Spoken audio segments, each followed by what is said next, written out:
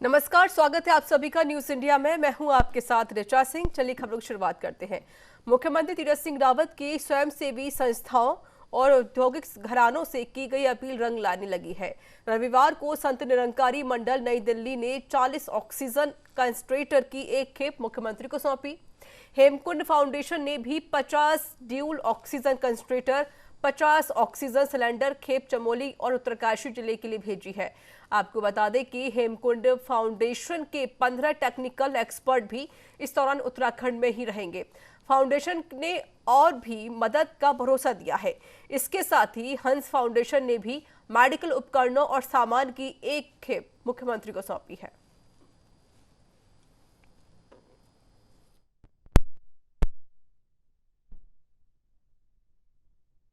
इन्होंने सौंपुर्द किया चमोली जिला और उत्तरकाशी जिले के लिए ऐसे 50 ऑक्सीजन कॉन्सेंट्रेटर और ऐसे 60 ऑक्सीजन सिलेंडर ये आए हैं।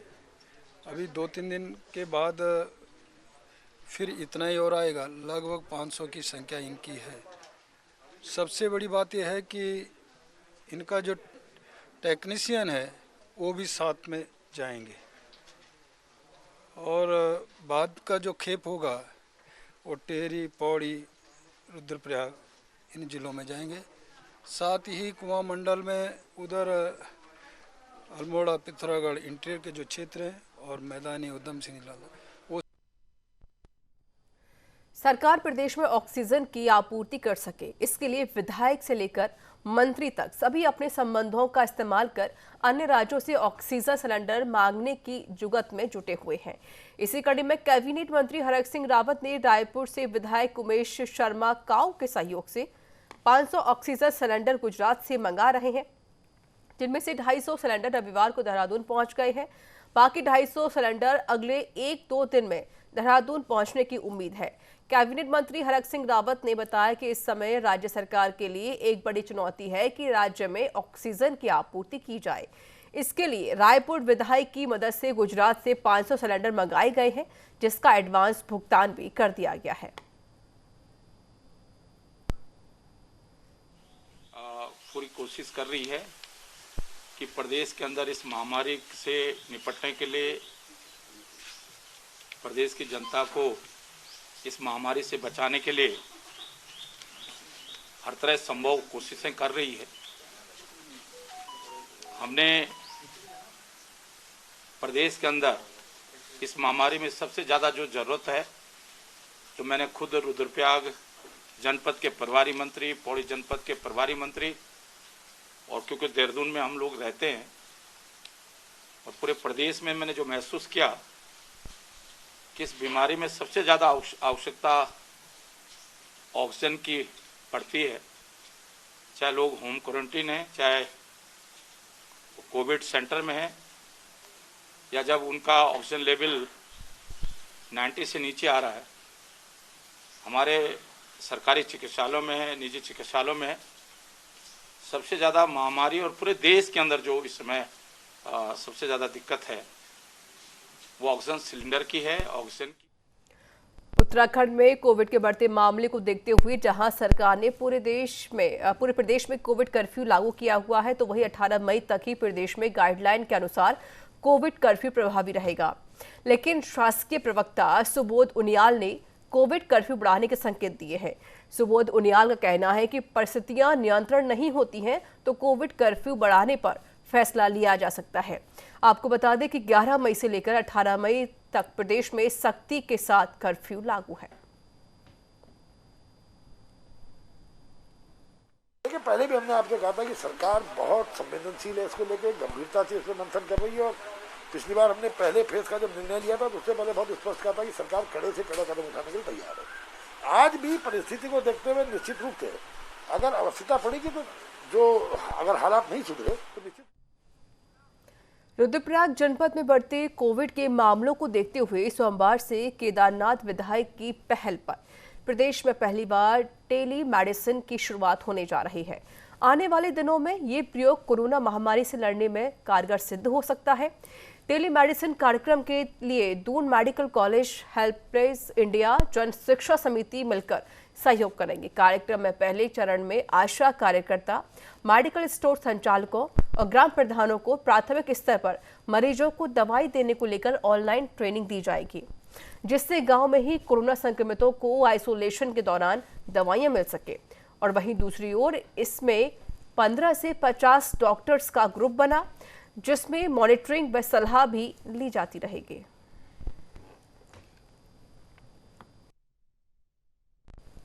हमारी राजकीय दून मेडिकल जो कॉलेज है देहरादून वाला, और कुछ बहुत ही प्रेस्टिजियस ऑर्गेनाइजेशन जो हेल्थ के फील्ड में काम कर रहे हैं, जैसे हेल्पेज है, जन शिक्षा समिति है, इनके साथ मिलकर के हम अपनी विधानसभा के हर गांव में, विधानसभा ही नहीं बल्कि हम तो रुद्रप्रयाग जिले की बात करने की कोशिश कर रहे हैं। 2 काम हम इसमें कर रहे हैं। एक तो हम ट्रेनिंग करा रहे हैं, जो बेसिक ग्राउंड लेवल वर्कर हैं इनकी सब ऑनलाइन ट्रेनिंग कराएंगे, जिसमें आशा वर्कर हैं, जो फार्मासिस्ट दुकान खोलते हैं, जिनको हम केमिस्ट कहते हैं, केमिस्टों की हो गया, प्रधानों की हो गया, हम ऐसी ट्रेनिंग कराना चाहते हैं ऑनलाइन कि उनको दवाइयों का ज्ञान हो और गांव में ही आदमी को आइसोलेशन में रह करके दवाइयां मिल पाएं।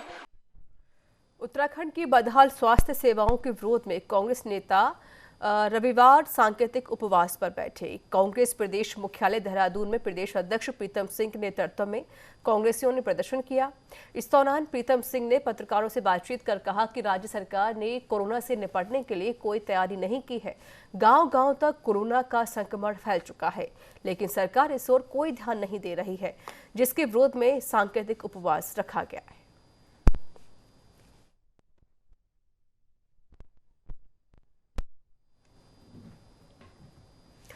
उत्तराखंड में दून को छोड़ सभी जिला अदालतों में जरूरी न्यायिक कार्य सोमवार से वीडियो कॉन्फ्रेंसिंग से होंगे।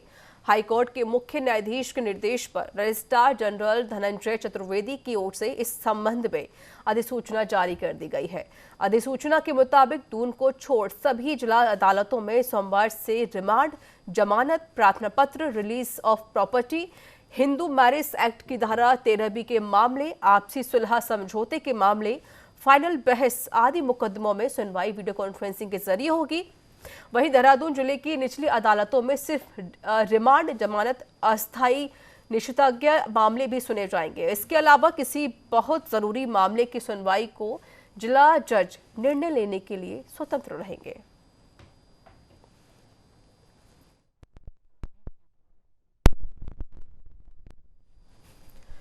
ग्यारहवें ज्योतिर्लिंग बाबा केदार के कपाट सोमवार 17 मई को सुबह करीब 5 बजे से खुलने शुरू होंगे, जिससे पहले बाबा की चल विग्रह पंचमुखी उत्सव डोली भी बाबा केदारनाथ पहुंच चुकी है। वहीं कपाट खोलने से पूर्व देवस्थानम बोर्ड द्वारा सभी तैयारियों को पूर्ण कर लिया जा रहा है। बाबा केदार के प्राचीन मंदिर को फूलों से सजाया जा रहा है।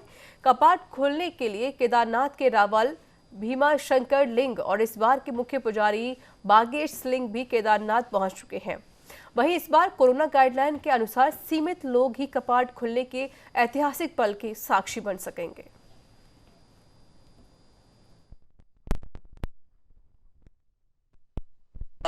जय श्री केदारनाथ। कल 11वें ज्योतिर्लिंग भगवान श्री केदारनाथ जी के कपाट 17 मई को खुलने जा रहे हैं। उसी को लेकर लगभग कुछ तैयारियां पूरी हो चुकी हैं और भगवान की चल विग्रह डोली श्री भगवान केदारनाथ जी में पहुंच चुकी है और रावल जी भी यहां पहुंच चुके हैं और भगवान केदारनाथ जी का दिव्य एवं भव्य मंदिर फूलों से सजाया जा रहा है और कल 5 बजे शुभ लग्नानुसार भगवान केदारनाथ जी के कपाट आम श्रद्धालु के लिए खोल दिए जाएंगे और कोरोना महामारी को देखते हुए फिलहाल जो है यात्रा को स्थगित कर। कोविड से हो रही मौतों के आंकड़ों को कम दर्शाने के लिए छिपाने की कोशिश की जा रही है। बता दें कि हरिद्वार के डेडिकेटेड कोविड हेल्थ सेंटर में 24 अप्रैल से 12 मई के बीच कोविड से हुई 65 मौतों की जानकारी को स्टेट कोविड कंट्रोल रूम को नहीं दिया गया। स्वास्थ्य विभाग के आला अधिकारियों की जांच के बाद मामला सामने आया। हरिद्वार के 500 बेड वाले बाबा बर्फानी अस्पताल में इससे पहले भी कई अव्यवस्थाएं सामने आ चुकी हैं। स्वास्थ्य विभाग के अधिकारियों का कहना है कि स्टाफ की कमी के चलते डाटा अपडेट नहीं हो पाया है।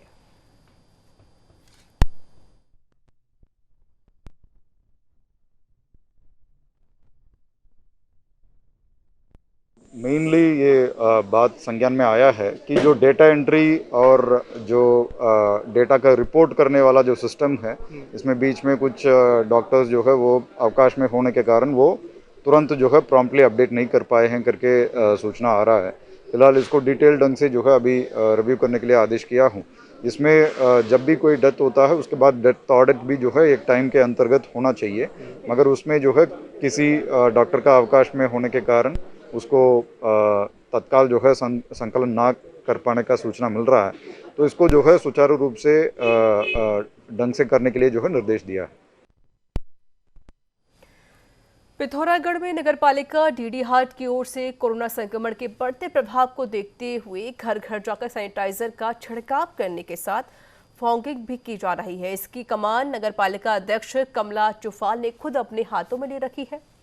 अध्यक्ष प्रतिदिन सभासद के साथ मिलकर हर वार्ड में घर घर जाकर सैनिटाइजर का छिड़काव करवा रही हैं। साथ ही लोगों के ऑक्सीजन जांच और दवाओं का भी वितरण किया जा रहा है।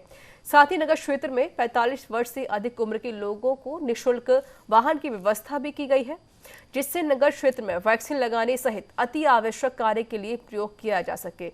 वह अध्यक्ष कमला चुफा ने कोरोना मुक्त नगर बनाने में नगर के जनता से सहयोग करने की अपील की है। हाट की जनता के लिए डोर टू डोर सैनिटाइजेशन का काम शुरू कर दिया है। रोड में तो हमेशा सैनिटाइजेशन होता था, लेकिन अब हम लोग हर मोहल्ले में हर वार्ड मेंबर के साथ जाकर, हमारी पूरी टीम के साथ जाकर डोर टू डोर सैनिटाइज करेंगे, फॉगिंग करेंगे और हम पूरी सफाई व्यवस्था की मॉनिटरिंग भी खुद करेंगे। देखेंगे कि कहाँ पर क्या दिक्कत है, हम लोगों से जनसंवाद करेंगे, लोगों से उनकी तकलीफें हम पूछ रहे हैं। और हमने उनके लिए माननीय मंत्री जी से हमारी बात हुई थी, इस संदर्भ में माननीय मंत्री जी के द्वारा हम लोगों को यहाँ पर जीआईसी में वैक्सीनेशन सेंटर और कोविड का यहाँ पर ट्रीटमेंट किया जाएगा, यहाँ पर उनका जांच की जाएगी, क्योंकि अस्पताल में काफी भीड़ हो लग जा रही थी और स्पेस भी कम था। सुप्रीम कोर्ट के आदेश पर हरिद्वार के बैरागी कैंप में किए गए अवैध निर्माण को प्रशासन की टीम ने ध्वस्त कर दिया है। इस दौरान प्रशासन की टीम को साधु संत के विरोध का सामना भी करना पड़ा। आपको बता दें कि कुंभ मेले के दौरान हरिद्वार के बैरागी कैंप में निर्मरोही, दिगंबर और निर्वाणी तीनों बैरागी अखाड़ों के साधु संतों ने पक्के अवैध निर्माण खड़े कर दिए थे, जिस पर रविवार को प्रशासन ने बड़ी कार्रवाई की है। इस दौरान मौके पर भारी पुलिस बल की तैनाती भी की गई थी। कार्रवाई के दौरान साधु संत उग्र हो गए और ऐसी स्थिति उत्पन्न हो गई कि अधिकारियों को बीच में कई बार कार्रवाई भी रोकनी पड़ी। इस दौरान निर्मोही अखाड़े के अध्यक्ष ने प्रशासन की इस कार्रवाई को गलत ठहराया और हरिद्वार में कई जगह अवैध निर्माण पर कार्रवाई न होने पर सवाल भी खड़े किए।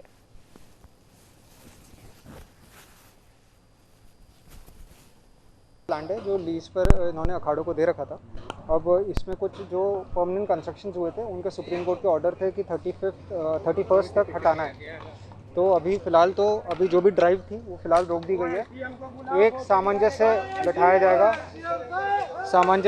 जाएगा इन लोग के साथ, जितने हमारे अधिकारी हैं और जितने हमारे अखाड़े वाले हैं इनके साथ सामंजस्य बैठाया जाएगा। उसके बाद एक डिसीजन लिया जाएगा। ठीक है, तो इसके बेसिस पे अभी हम लोगों ने एक डिसीजन मेकिंग पर भी जा रहे हैं। तो फिलहाल तो कार्रवाई आप देख ही सकते हैं, जितना अवैध निर्माण था उनको हटा दिया। लगभग सभी के अवैध निर्माण हटा दिया। अच्छा, जितने इनको टेम्परेरी परमानेंट स्ट्रक्चर्स जो भी ये कंस्ट्रक्ट कर रहे थे, तो आप देख ही सकते हैं, आपके लेफ्ट में आपके राइट में, उन सबको तो अभी नीचे कर दिया गया, लेकिन मंदिरों को अभी कुछ नहीं किया गया। आज उत्तराखंड की पावन भूमि में जो है ये मुख्यमंत्री और यहाँ के डीएम, एसडीएम और जितने फर्जी अधिकारी है सिद्ध कर दिया कि यह राज्य में कोई सही ऑफिसर नहीं। अगर सही ऑफिसर होता और सही मंत्री होता तो जो जितना भी हजारों लाखों की मात्रा में अतिक्रमण हरिद्वार में है वो अतिक्रमण न देके यहाँ तीनों अखाड़ों के मंदिर तोड़वाया गया। ऐसा मुगल शासन में भी नहीं हुआ। वो यहाँ की उत्तराखंड बीजेपी सरकार करा रही। मैं भगवान से प्रार्थना करूँगा कि यहाँ के जो मंत्री है और जो कोरोना संक्रमण के बढ़ते दौर में हल्द्वानी शहर के कई इलाकों में बेपरवाह होकर घूम रहे तमाम लोगों की खबर दिखाई जाने के बाद नैनीताल पुलिस हरकत में आ गई है। न्यूज़ इंडिया पर खबर चलने के बाद नैनीताल पुलिस प्रशासन ने हल्द्वानी शहर के तमाम इलाकों का भ्रमण किया। पुलिस टीम ने अलग अलग इलाकों से लगभग 3 दर्जन से अधिक लोगों को बिना वजह घूम रहे और बिना मास्क के घूम रहे लोगों के हिरासत में ले लिया और पकड़े गए सभी लोगों को हल्द्वानी कोतवाली में कोविड-19 की गाइडलाइन का अनुपालन करने की शपथ दिलाई गई। साथ ही साथ बिना मास्क घूमने वालों के चालान भी काटे गए।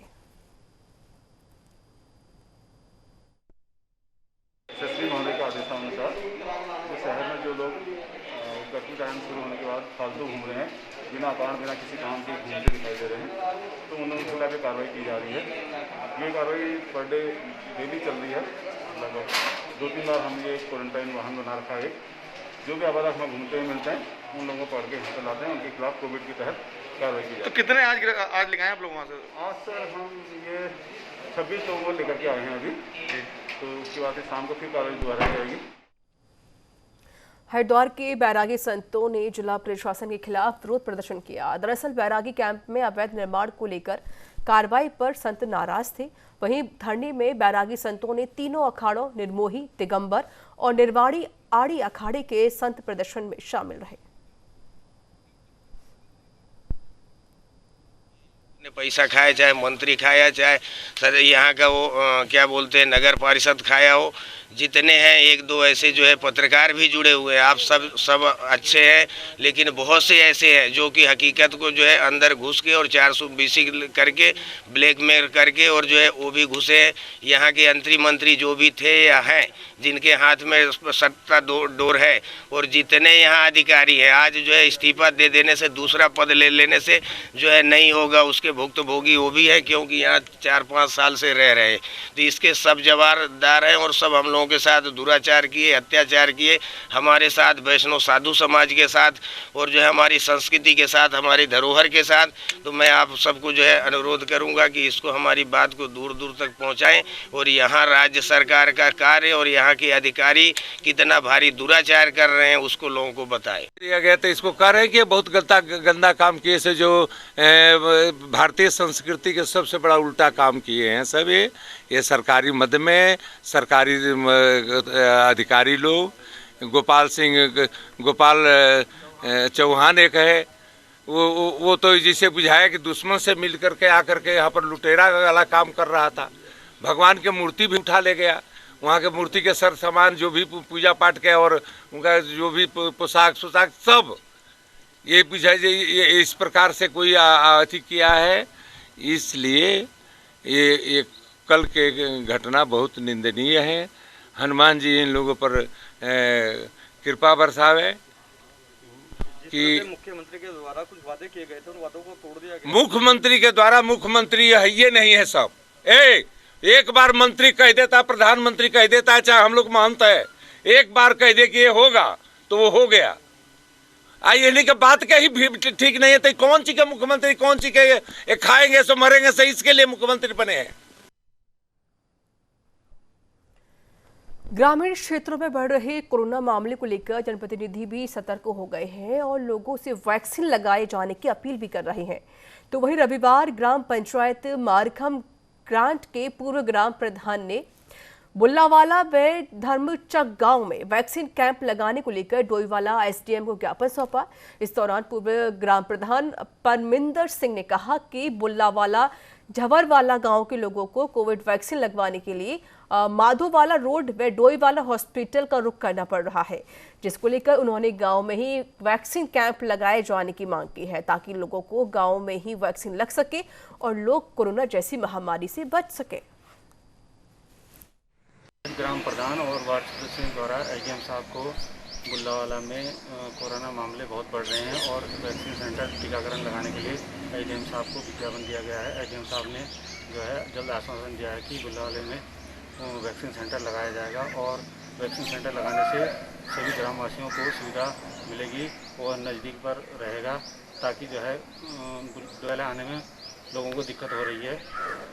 इसलिए जो दिक्कत आज हमने श्रीमान एसडीएम महोदय को एक ज्ञापन दिया है जिसमें हमने उन्हें अवगत करवाया कि ग्रामीण क्षेत्रों में भी यह बीमारी बहुत बढ़ गई है और जो हमारे बुजुर्ग लोग हैं या जो हमारे युवा लोग हैं वो डोईवाले आते हैं तो संक्रमण का खतरा बना रहता है।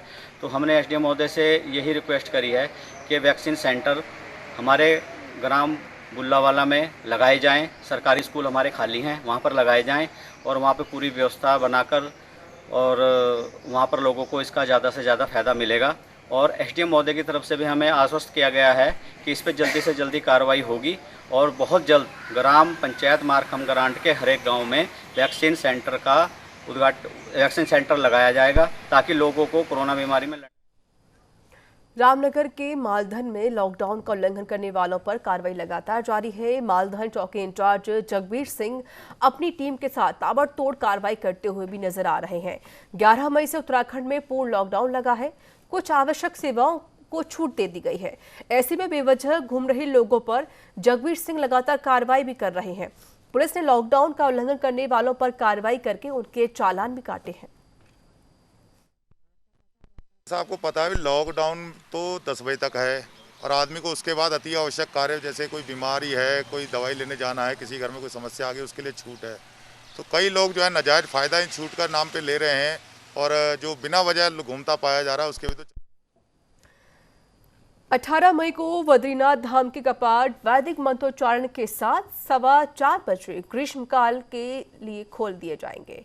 इससे पहले रविवार को आदि गुरु शंकराचार्य की भूमि जोशीमठ से शंकराचार्य की पावन गद्दी और तेल कलश योग ध्यान बद्री पांडुकेश्वर से रवाना हुआ। जोशीमठ के नरसिंह मंदिर में मुख्य पुजारी रावल ईश्वरी प्रसाद नमूर्ति और उपस्थिति में लक्ष्मी मंदिर में मां लक्ष्मी की विशेष पूजा अर्चना की गई। की पारंपरिक तैयारियां बिल्कुल अपने स्तर में चल रही हैं। ठीक मुहूर्त में नरसिंह पूजन होके और डोली बद्रीनाथ के लिए चल पड़ी है। ठीक मुहूर्त में और पांडुकेश्वर और बद्रीनाथ हम पहुंच रहे हैं। भगवान के कपाट खोले जाएंगे। खोलते ही सबसे पहले यही निवेदन होगा कि सर्वे भवन्तु सुखिनः, सर्वे सन्तु निरामयाः, सर्वे भद्राणि पश्यन्तु, माँ कश्चित् दुःख भाग् भवेत्। संसार से बीमारी मिट जावे और लोग तड़प रहे हैं आपके दर्शन के लिए, लोग दर्शन के लिए आवें। तो इसी के साथ इस बुलेटिन में इतना ही। देश दुनिया की तमाम खबरों के लिए देखते रहिए न्यूज़ इंडिया। नमस्कार।